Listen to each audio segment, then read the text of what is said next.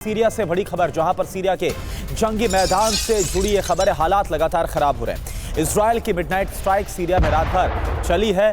IDF यानी Israel defence force की बमबारी से कैसे सीरिया दहल उठा, आप देख पा रहे हैं। दमिश्क से 20 किलोमीटर दूर इजरायली फोर्स की तरफ से बमबार्डिंग की गई। सीरिया में आईडीएफ के हमलों के बाद भीषण तबाही मच गई।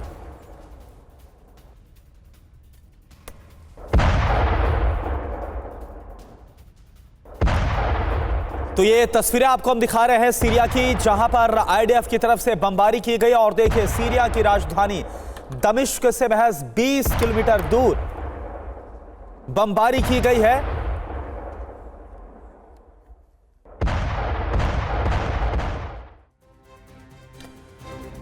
तो सीरिया में अब नई जंग शुरू हो गई। असद शासन के खात्मे के बाद सीरिया इजराइल के लिए खुले मैदान की तरह हो गया है, जहां पर इजराइल डिफेंस फोर्स की सेना बहुत तेजी के साथ बेरोक-टोक आगे बढ़ रही है।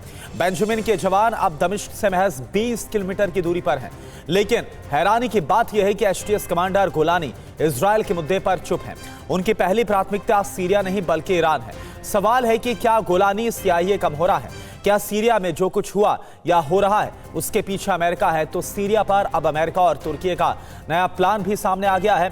अमेरिकी विदेश मंत्री एंटनी ब्लिंकन ने अंकारा पहुंचकर तुर्की के राष्ट्रपति एर्दोआन को मनाने की कोशिश की है। तो एचटीएस और रूस की संभावित डिफेंस डील पर पश्चिमी देशों की नजर है।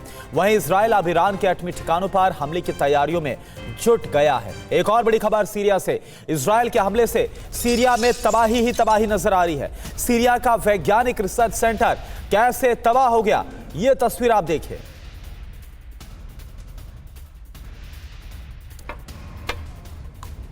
तो ये तस्वीरें इस वक्त आपके सामने इजराइल के हमले की है, कैसे सीरिया में तबाही मची हुई है। और ये जो इस वक्त आपको खंडहर में तब्दील इमारतें नजर आ रही हैं, दरअसल बताया जा रहा है ये सीरिया का वैज्ञानिक रिसर्च सेंटर है जो कि तबाह हो गया इजराइल के हमले में। और वहीं सीरिया की राजधानी दमिश्क के पास मिसाइल सुरंग मिली है। बशर अल असद की सेना की मिसाइल सुरंगों पर यह बड़ा खुलासा। मिसाइल सुरंग में पहुंचे विद्रोही लड़ाके। सुरंग में बैलिस्टिक मिसाइलों का जखीरा मिला है। असद सेना अब खाली कर चुकी है इस सुरंग को। तो यह तस्वीर आपके सामने, मिसाइल सुरंग और इसका इस्तेमाल बशर अल असद की सेना जो अब भाग खड़ी हुई है सीरिया से, उसकी तरफ से किया जा रहा था। और वहां पर जब विद्रोही पहुंचे और जो वीडियो रिकॉर्ड किया गया वो इस वक्त आप देख पा रहे हैं। और वहीं सीरिया में अब नए शासन की पुलिस भी तैयार है। सीरिया में नई पुलिस ने मोर्चा संभाल लिया है। सरकारी दफ्तरों पर नई पुलिस का पहरा है। दमिश्क समेत शहरों की सुरक्षा में पुलिस तैनात हो गई है। तो बशर अल असद की जो पुलिस थी, असद शासन के दौरान जो पुलिस है, अब उसको पूरी तरह से बदल दिया गया है। और जो नई पुलिस है वो इस वक्त आपको नजर आ रही नई वर्दी के साथ, जिसने मोर्चा संभाल लिया है कई शहरों में। और अब सीरिया से आज की सबसे बड़ी खबर, रूस से डिफेंस डील के करीब सीरिया की नई सरकार। सैन्य अड्डों को लेकर रूस से समझौता संभव है। सीरिया में मौजूद रहेंगे रूस के मिलिट्री बेस। तो ये बहुत बड़ी खबर है, यानी कि रूस का समर्थन अभी भी इस वक्त लगातार जो सीरिया के साथ वो कायम है। रूस से डिफेंस डील के बेहद करीब है सीरिया की नई सरकार, यानी कि नई जो सरकार है जिस पर विद्रोहियों का कब्जा है, वो भी अब रूस के साथ समझौता करती हुई नजर आ रही है। तो अब रूस एचटीएस की संभावित डिफेंस डील पर पूरी जानकारी आपके सामने। सीरिया की नई सरकार से रूस का समझौता संभव है। सीरिया में रूस के मिलिट्री बेस रहेंगे मौजूद। ये इस समझौते के तहत होगा। टाटस नेवल पोर्ट खमीमेम एयरबेस काफी अहम है। सीरिया में रूस के दोनों सैन्य ठिकाने काफी ज्यादा महत्वपूर्ण हैं। 49 साल के लिए रूस को लीज पर मिले थे मिलिट्री बेस। 2017 में सीरिया के असद शासन से हुई थी रूस की डील। रूस का दावा है आतंक के खिलाफ करेंगे मिलिट्री बेस का इस्तेमाल। ये सोर्स है ब्लूमबर्ग की तरफ से जो रिपोर्ट सामने आई है। एक और बड़ी खबर सीरिया पर, अमेरिका और तुर्की में हुई है बातचीत। अंकारा में राष्ट्रपति एर्दोआन से मिले अमेरिका के विदेश मंत्री एंटनी ब्लिंकन। सीरिया के हालातों पर चर्चा की गई। अमेरिका और तुर्की समर्थित गुटों पर वार्ता की गई है। सीरिया पर तुर्की और अमेरिका में टकराव है। तो सीरिया में अब एक नई जंग की शुरुआत हो गई है। एक पक्ष विद्रोहियों का समर्थक तुर्की है तो वहीं दूसरा पक्ष उनके खिलाफ लड़ाई करने वाला सीरियन डेमोक्रेटिक फ्रंट यानी कि एसडीएफ का समर्थन कर रहा अमेरिका है। ऐसे में अब सीरिया में अमेरिका और तुर्की के बीच एक अघोषित युद्ध छिड़ गया है। एक तरफ जहां तुर्की सीरियन डेमोक्रेटिक फोर्सेस पर हमले में मदद कर रहा है, वहीं अमेरिका सीरियाई विद्रोहियों के खिलाफ हमले में मदद कर रहा है। इन सब विवाद के बीच सीरिया पर अमेरिकी प्लान क्या है, यह आप समझिए। एंटनी ब्लिंकन तुर्की में क्यों है, यह अपने आप में बड़ा सवाल है। सीरिया पर एर्दोआन से वार्ता हुई है। अमेरिका का मकसद है जिहादियों को सीरिया की सत्ता से दूर रखना। सीरिया में अब एसएनए वर्सेस एसडीएफ की जंग शुरू हो गई है। अमेरिका समर्थित है कुर्द एसडीएफ के लड़ाके और एसएनए विद्रोही सीरिया में तुर्की का मोहरा है। एसएनए और एसडीएफ में अब सत्ता की जंग इस वक्त हो रही है। सीरिया में अब अमेरिका वर्सेस तुर्की हो गया है एसएनए और एसडीएफ की वजह से। सीरिया में नए संकट के बीच अमेरिका एर्दोआन को मनाने में जुट गए हैं, तो सीरिया में पश्चिमी देशों का वर्चस्व भी टूटता हुआ नजर आ रहा है। बड़ा सवाल यह है कि क्या सीरिया में हालात और ज्यादा खराब होंगे। और चलिए अब आपको बताते हैं आखिर अंकारा में हुए एर्दोआन और ब्लिंकन की बातचीत से क्या निकला है और सीरिया पर तुर्की और अमेरिका का ताजा रुख क्या है। अमेरिका से बोले तुर्की के राष्ट्रपति एर्दोआन, सीरिया में तुर्की का ऑपरेशन जारी रहेगा। सीरिया में मौजूद आईएसआईएल वाईपीजी जैसे गुटों को जड़ से खत्म करना उनका मकसद है। सीरिया के बुनियादी ढांचे पर काम किया जाएगा। सीरिया के क्षेत्रीय अखंडता के मुद्दे पर उन्होंने अमेरिका के साथ सहमति जताई है। तो सीरिया पर अमेरिका का संदेश भी आप जान लीजिए वो क्या है। आईसिस के खिलाफ जंग जरूरी है, ये अमेरिका की तरफ से क्लियर किया गया। नई सरकार के गठन में सहयोग, बुनियादी ढांचे पर विकास करना यह बहुत अहम है। सीरिया में लोकतांत्रिक सरकार का बनना काफी ज्यादा जरूरी है। और अब आप समझिए कि आखिर सीरिया में अमेरिका और तुर्की में टकराव आखिर क्यों है। सीरिया में वाईपीजी अमेरिका समर्थित एसडीएफ की मिलिट्री यूनिट है। वाईपीजी के खिलाफ तुर्की का ऑपरेशन लगातार हम देख पा रहे हैं। वाईपीजी पर तुर्की का एक्शन जारी रहेगा। यही वजह है कि जो टकराव है वो अमेरिका वर्सेस तुर्की नजर आ रहा है सीरिया की जंगी मैदान में। एक और बड़ी खबर, सीरिया युद्ध के बीच इजराइल का नया वॉर प्लान क्या है, यह आप समझिए। ईरान पर हमले की तैयारी में आईडीएफ, ईरान के एटमी ठिकानों पर हमला संभव है, ये इजराइल की तरफ से खबर निकलकर सामने आ रही है। इजरायली रक्षा सोर्सेस की तरफ से बड़ा दावा।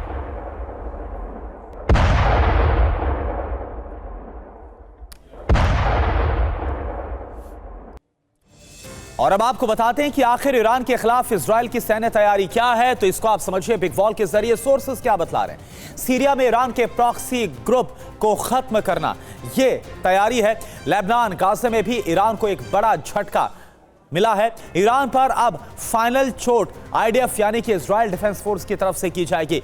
इजरायली वायुसेना का प्लान पूरी तरह से तैयार है ईरान के खिलाफ। ईरानी एटमी ठिकानों पर हमला संभव है, यह अपने आप में एक बड़ी तैयारी इजराइल की।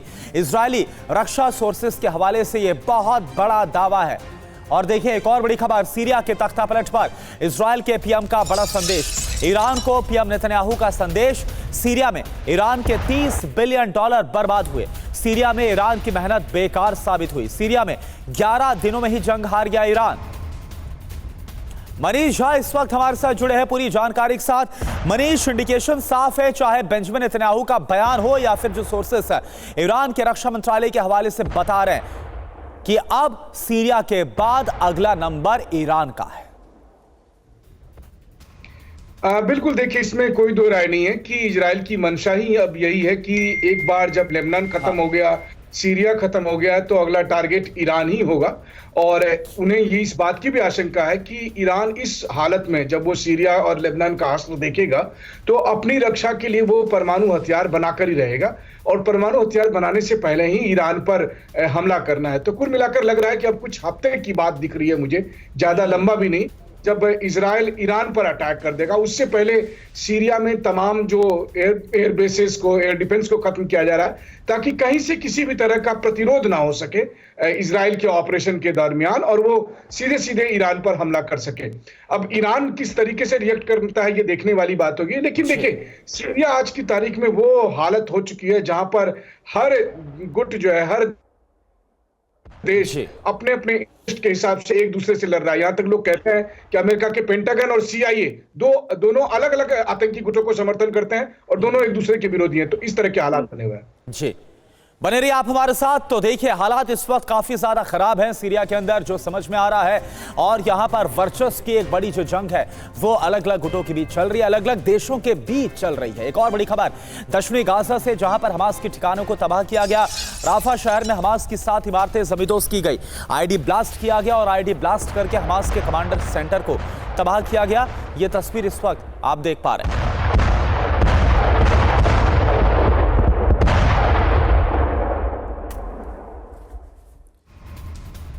तो भीषण धमाके से दहला वेस्ट बैंक का इलाका। समारिया में हमास के समर्थकों पर बड़ा हमला किया गया आईडीएफ की तरफ से। रिहायशी इलाके में धमाके के बाद कैसे हड़कंप मचा है ये आप देखिए।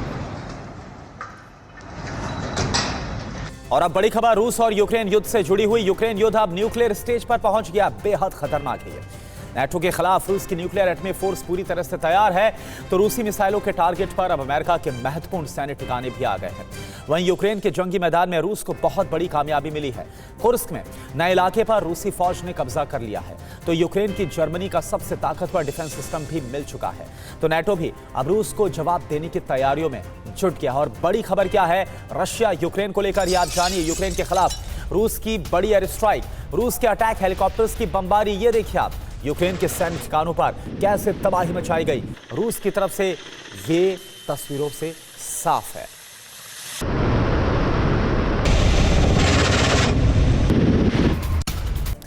और एक और बड़ी खबर, नेटो और अमेरिका के खिलाफ रूस की बहुत बड़ी सैन्य तैयारी। रूस की न्यूक्लियर नेवल फोर्स तैयार है, पहले से कई गुना घातक हो गई है रूस की नेवल फोर्स की एटमी क्षमता बढ़ी है। रूस के नेवी चीफ का बड़ा ऐलान, किसी भी ऑपरेशन के लिए रूस पूरी तरह से तैयार।